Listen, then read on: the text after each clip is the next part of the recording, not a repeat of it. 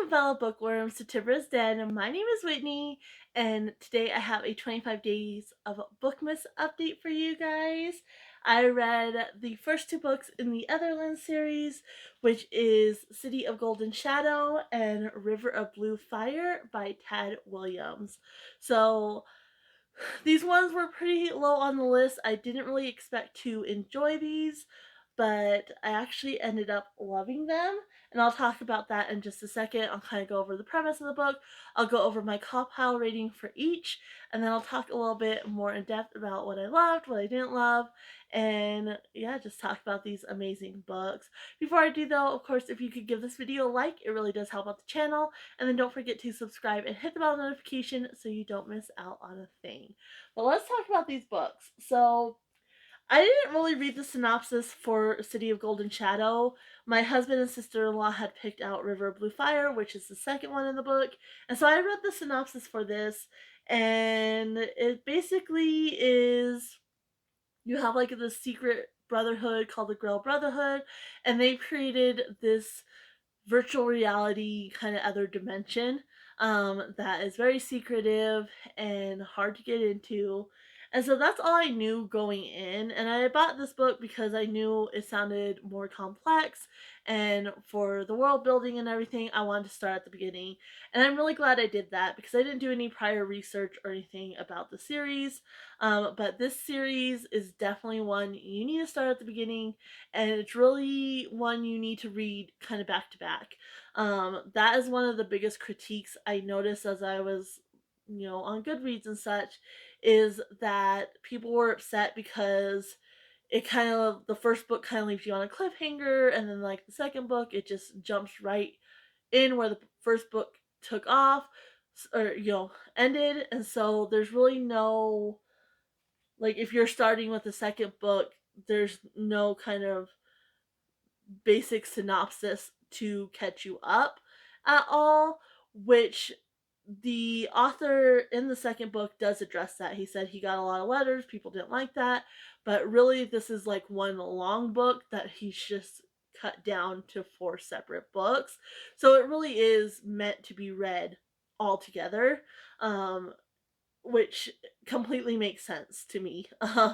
And knowing that, like, a lot of series are that way. Like, you really should read them in order, but most of the time, the author, kind of when they're starting the next book, they kind of do a brief synopsis of any important information that you need to know to continue on with the series. So, in case you're just jumping in, that's not the case with these books. He does do like a little synopsis of City of Golden Shadow right at the beginning here, which you can read, and it does a fairly good job. I did read it even though I read them back to back.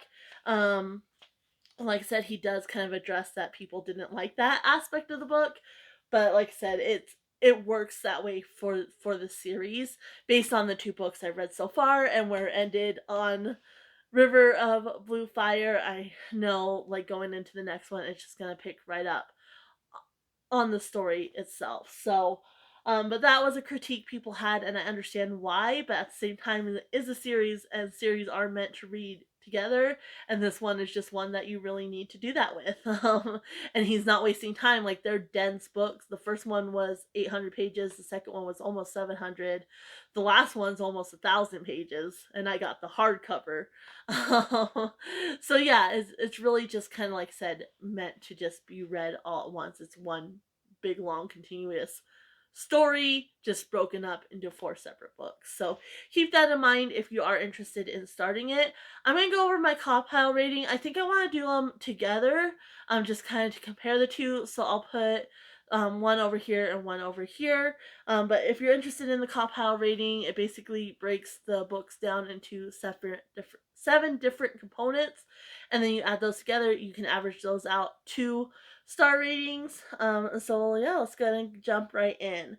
So for characters, I gave the characters in City of Golden Shadow an 8, and characters in River of Blue Fire a 7. You have a lot of the same characters, and those characters I really enjoyed. But there was focus on some of the side characters from the first book in the second book that I just didn't enjoy as much, and there was a bunch of new characters introduced that I didn't enjoy as much. And I really struggle with a bunch of different viewpoints anyway, and this one had a lot of different viewpoints. Like it really jumped around, and I don't know, I just the additional characters that were added, their viewpoints and such that were added in the second book, I just didn't enjoy quite as much, so it did drop it down a little bit. But overall, I really enjoyed the characters, especially as we got deeper into the books, especially book two, like they really started to develop even more, and I really did enjoy the characters. Like I said, but looking at the characters as a whole and how many characters there were, I just thought the substance of the characters in the second book wasn't quite up to par for the first book, but still really enjoyed them. Atmosphere, both got 10 out of 10. I mean, the atmosphere is the same in both of them. And I mean, if I could have given the second book an 11 out of 10, I would have, because the second book, they're really in the virtual reality space in this Otherland, and in the first book it's kind of more real world and virtual reality, kind of going back and forth.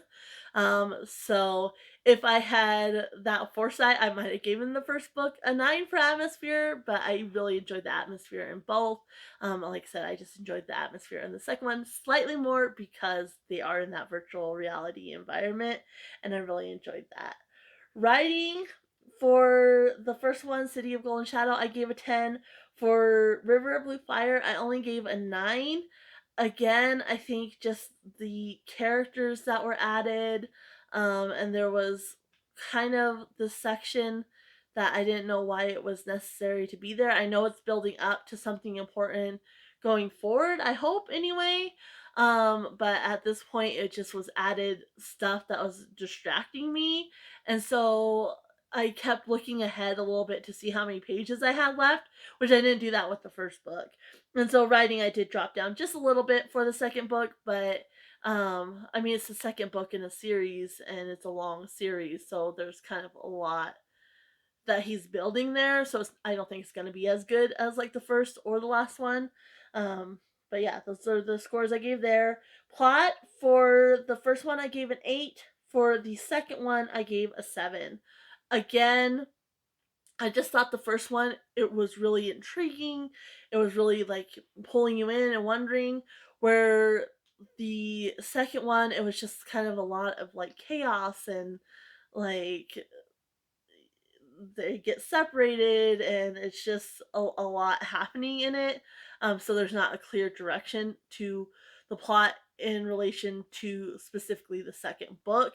Obviously, as a whole, it's kind of laying the foundation for you. But yeah, it just wasn't quite as good in the second one. Intrigue, I gave a 9 for both. Even in the second one, I was still really intrigued, like what was going to happen. He does jump around a lot, so I would be like, I want to get back to this one because I need to know what happened to him in this, where it cut off, and it would be a couple chapters. So I was very intrigued throughout the whole thing. But yeah, I gave them both a 9. Logic, I gave a 9 for the first one and an 8 for the second one.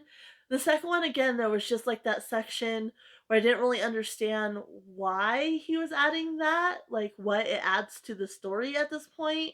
I think it is building up to something more, but I just don't understand why at this point. So that dropped it down a little bit for me. And the nature of the book is illogical anyway. So, it doesn't make perfect sense, but that's kind of the nature of it. It's not supposed to make perfect sense. So, but still, for what it is, I think he did a really good job. And then enjoyment, I gave 10 for the first one and 9 for the second one.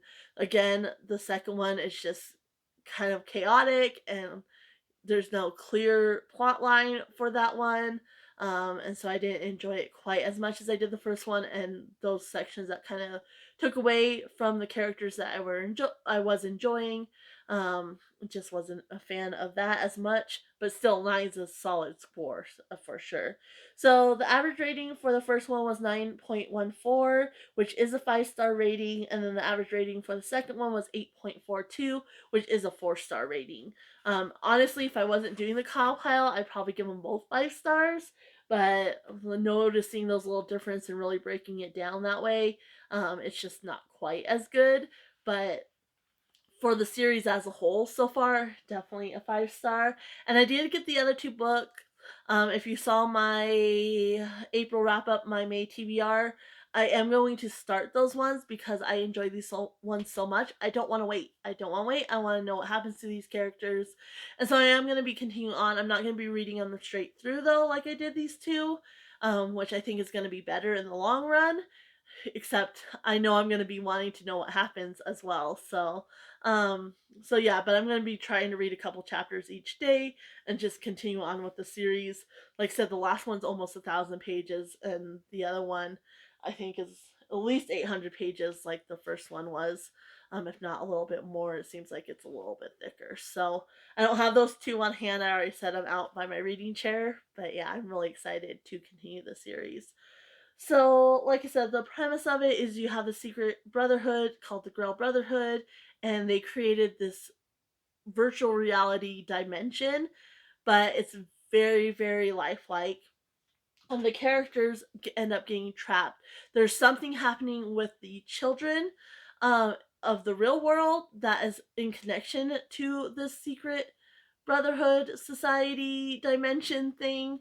And so you have a group of a bunch of characters that end up kind of going into this reality, and they end up getting trapped there and they cannot leave. And it doesn't follow the same rules as the virtual reality of the rest of the world, and so it's kind of just this big mystery. Like they're trying to figure out what's going on, how they're going to get some answers. And they have like this mysterious person that is the one that kind of set them up to go into this reality, but something happens, and so they kind of lose contact with him, and so they're still just left floundering. In the first one, they're mainly in the real world and they kind of jump back and forth. What I love about these books is it takes a lot from other literature, like especially a lot of like children's books and like fairy tales and folklore and such. And so you have like Alice in Wonderland, you have Peter Pan, even takes from like nursery rhymes, you have Humpty Dumpty, and the Three Blind Mice. So it takes these little pieces from all these worlds. I think you have H.G. Wells in there as well, The War of the Worlds. There's so many, and there's some that just went right over my head because I'm not familiar with them. Like the H.G. Wells one, I wouldn't have known that that was what was being referenced, except the character mentions it. And so yeah, I think I really like that. The first one, you have like this creepy nightclub in the virtual reality that's like, it reminded me of like one of those creepy fun houses, like from like horror films, you know. That's what it kind of reminded me of. So it's sci-fi, but there's this fantastical element to it as well. Like it kind of combines sci-fi and fantasy very, very well. And then you also have, like I said, those references, and I think it took a lot of inspiration from Alice in Wonderland, I have to say. I've never read Alice in Wonderland the book. I've never read that. But the movies, I've never enjoyed the movies. They were so chaotic to me. I've never enjoyed Alice in Wonderland. So the fact that I enjoy these books so much, which now I want to read Alice in Wonderland. My husband has a copy, and I'm gonna need to read it now because it's like, well, I might enjoy the book.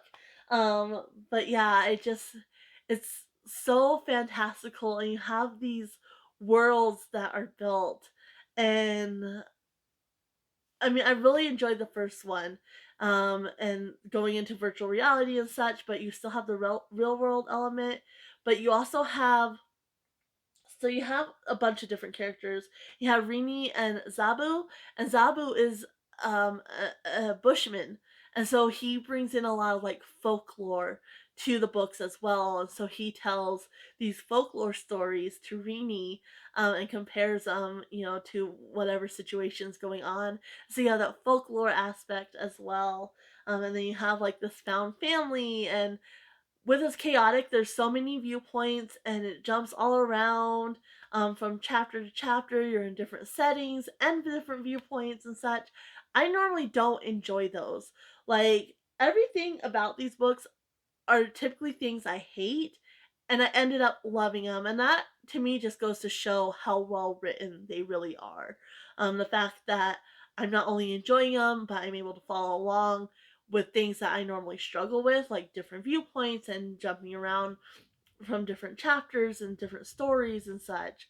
Like, I really, really enjoyed both of these books.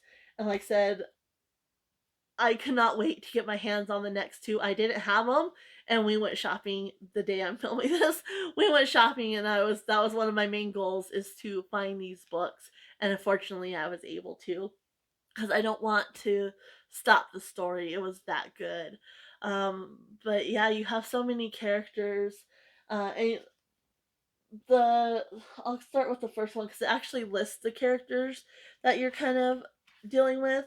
And so you have Rini Sulaweyo, and she's a teacher and the backbone of her family. Proud of her African heritage, she has fought all her life simply to get by. She has never wanted to be a hero, but when her young brother is struck down by a bizarre and mysterious illness, Rini swears to save him. When people around her begin to die, she realizes she has stumbled onto something she is not meant to know, a terrifying secret from which there is no turning back. Zabu is a bushman, come to the city to learn skills which may save the spirit of his tribe.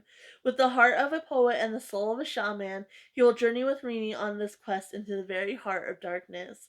Paul Jonas is lost, seemingly adrift in space and time, as he flees from the bloody battlefields of World War One to a castle in the sky. So you have Jack and the Beanstalk as well. And onward to lands beyond imagination or imagining. He must not only evade his terrifying pursuers, but solve the terrible riddle of his own identity. And then you have 14-year-old Orlando, who is the invincible barbarian Thargor, but only in his imagination. But youth and frailty are not enough to get you excused from saving the world.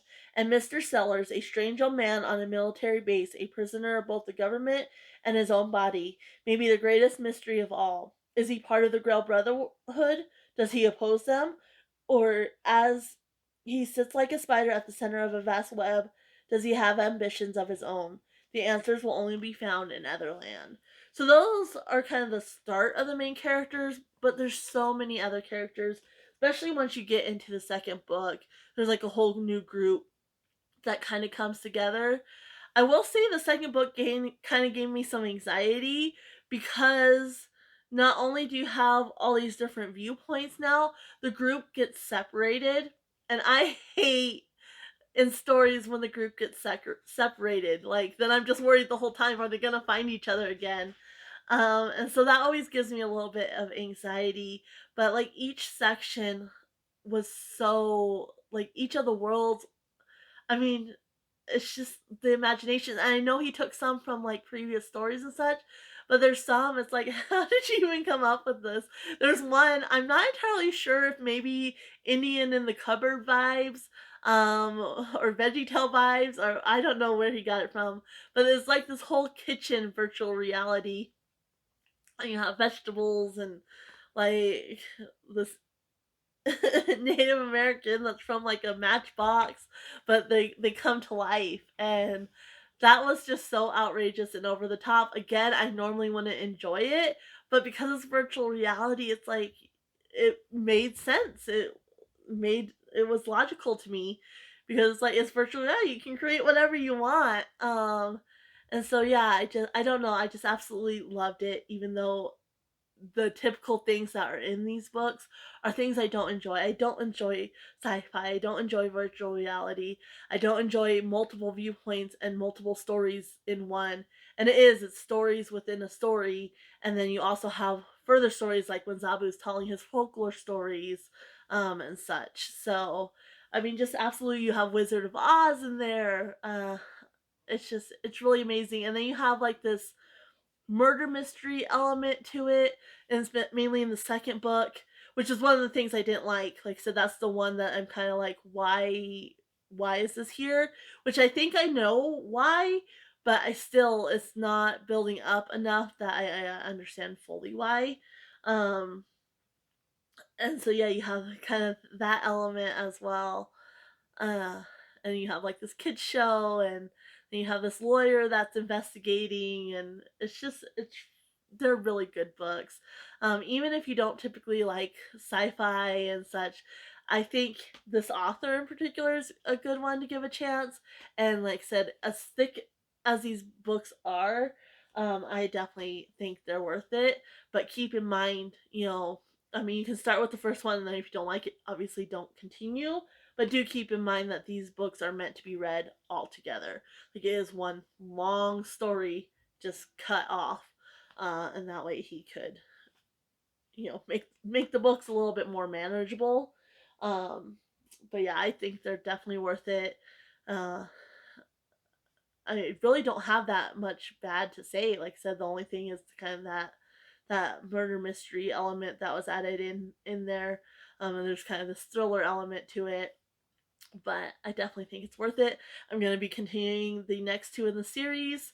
I'll definitely let you guys know when I finish those two and what I thought of the series as a whole, so that will be a separate update.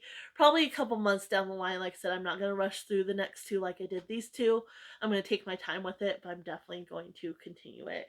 If you've ever read the Otherland series, definitely let me know your thoughts down below, or Tad Williams in general. I've never read anything else by him. My husband has a couple of his book, like the Tail Chaser's Song or something like that. It's a cat book. So he has a couple, but I've never read Tad Williams before, and great introduction to it, especially going in thinking I'm gonna absolutely hate these books, and I ended up loving them. So that is it. That's all I have. Definitely make sure you go check out my book haul video, and then also check out my April wrap up and my May TBR. I'm gonna go ahead and leave you guys here. Happy reading, everyone. Bye.